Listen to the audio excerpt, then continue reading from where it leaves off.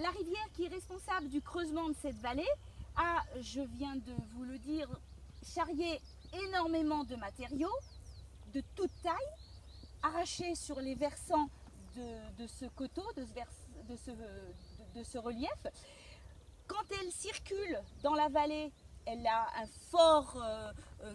pouvoir d'arracher les matériaux, mais quand elle va arriver au débouché de cette vallée, elle va largement s'étaler, et en s'étalant, elle va perdre sa capacité de transport et elle va abandonner tous les matériaux qu'elle va avoir transportés au débouché de ces vallées.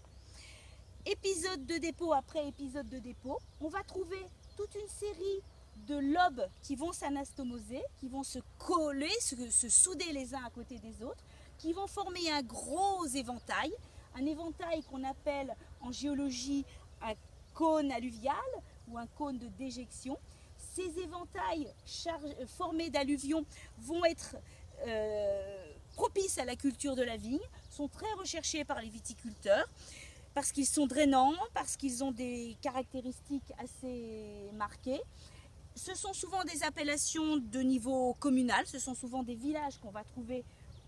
sur ces éventails d'alluvions. Et on a à Chambolle-Musigny toute une partie du vignoble qui va se développer sur ces cônes d'alluvions laissés par les rivières au moment des périodes de climat froid.